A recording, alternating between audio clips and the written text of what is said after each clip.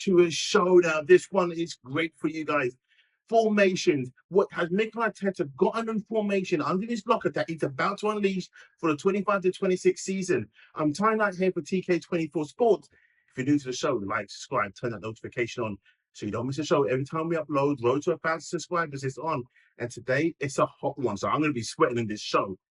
As we know, Arsenal play 4-3-3, the formation that made Mikel Arteta almost famous. And the reason why I say almost famous is because we still ain't won a trophy yet. But this new formation I'm going to bring you right now is going to show you why it's going to work. With the potential signings that's definitely coming in, that we know it's going to be Zubimendi. It's just going to be the striking part. So just bear with me. You may see a name on there that you don't like, but again, you have to imagine the striker on there that you would like to have, the left winger that you would like to have, and how this will work to make Arsenal proper contenders to win the league this season. So before we start, let's get into it. Here we go. So as you know, the Arsenal play 4-3-3.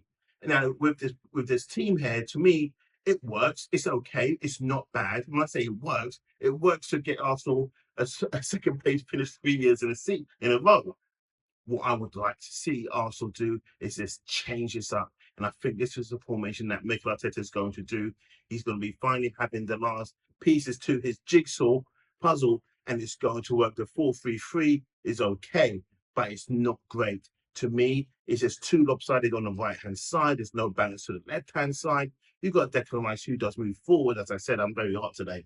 You've got Declan Rice who does bomb forward on the left-hand side, but it still doesn't, work that well. But the formation that I'm believing is going to be is this one, the 4-2-3-1. Very simple. It works. It's effective. But the plays that are coming in is the reason why I believe this is going to be the formation.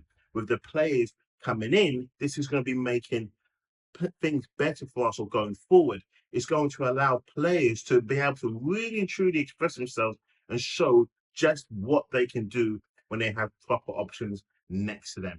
So the reason why I say this is the right formation with Martin Zubimendi, as we saw in internationals when he played against Portugal, he was just easy. It was simple.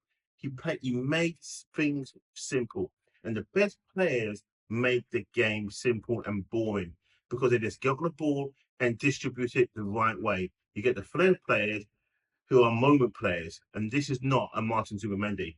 I believe he's going to be able to distribute the ball much better than a Thomas Partey. And you're thinking, wow, Ty, that's a big statement. Yes, it is. He plays it simple and fast. Thomas Partey, slow and risky. And those risks don't sometimes pay off. They don't. They just make our hearts start flattering all over the place. But when I look at this, what he's going to be able to do is pick the ball up and feed it straight to Martin Odegaard, who's now going to be operating more in the centre rather than on the left-hand side.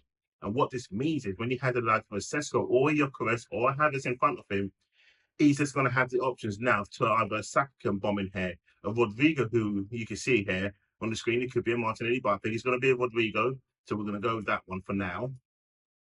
And he just gives the options constantly. 95% of 100, there's always going to be an option, and a better option is that as well.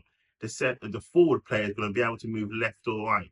He's going to be able to spread those defenders all over the place. With Martin Odegaard constantly picking the ball up, it's going to make the opposition start thinking, okay, we're going to constantly have to have a defensive midfielder. We're constantly going to have to have now 3 at the back. Well, what does this mean for low block teams? Perfect. It really is perfect, because having him constantly operating here and not always predominantly on the left-hand side or the right-hand side, shall I say, it just means that there's options. It just means that he can just constantly look into pick lock whichever way he needs to go. If he's going to go to the right, is he going to go to the left when he gets the ball? It just means there's a run ahead. There's a run ahead. There's also a focal point run ahead. If the ball goes again to the right-hand side, Saka just needs to whip it in to a big striker. If the ball goes to the left-hand side, they just need to whip it in to a striker. What this also means for Declan Rice, that he's able to bomb forward. Every time he picks the ball up, he can bomb forward. He can bomb forward. He can overlap. He can underlap. It's just constant movements. With the 4-3-3, it doesn't allow that. It really doesn't allow that. You may think it does, but it doesn't. It makes it too lopsided. On this way now, It doesn't. As long as Martin Odegaard just stays centre. Sometimes he can roam, and that's what we need to see him do more. We only see him go to this position here. He's hardly on the left-hand side, and that is just because of the way the 4-3-3 formation works. The 4-2-3-1 gives flexibility now. It gives fluidity. It makes Martin Odegaard shine like we've never seen before. We're going to see Martin Zubimendi release the ball so much faster, whether it's to Declan Rice, who pushes it on to Rodrigo, who then allows Martin Odegaard to push in here, to push the ball in here. It allows the striker, Šeško, Gyökeres, Havertz, whatever, to push over this way. It just gives options. We're now going to see Martin Odegaard unlocked for the first time in so many years. But when we go to the secondary 11, what's your thoughts on this? You've got the likes of Thomas Partey, who's going to obviously re-sign his contract, and I truly believe he does. Then you also got Moreno there, you got a Martinelli, you got a Wanieri, you got a Trossard, you got a Havertz, you got a Gerald Hato, who I think is going to come into Arsenal as well. You got Calafiori, you got a Kivio, you got a White. You're looking at a Kivio and a Calafiori, and you're going, tight, they've both got left feet. Mikel Arteta wants a right. Guess what? I don't care.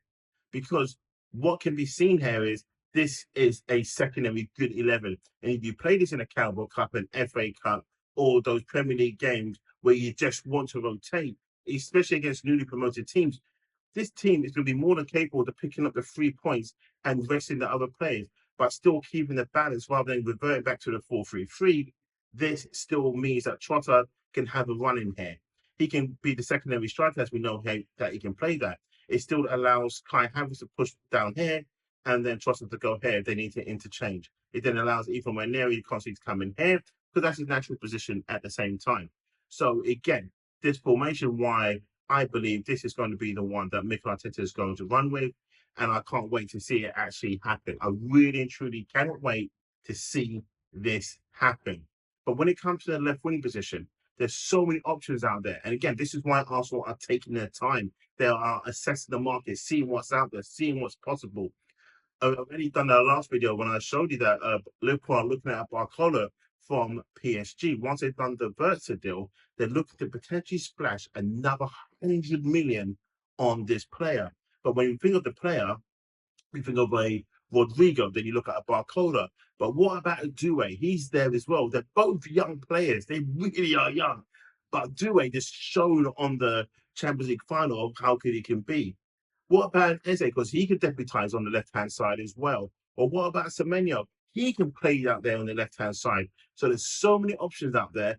But the options is when it comes to this formation, what's better for Arsenal? What's best for Arsenal? How can Arsenal get the best out of their players to make them a title-winning team? And that's all we want from Arsenal, is to be, at last, a Premier League winning team again.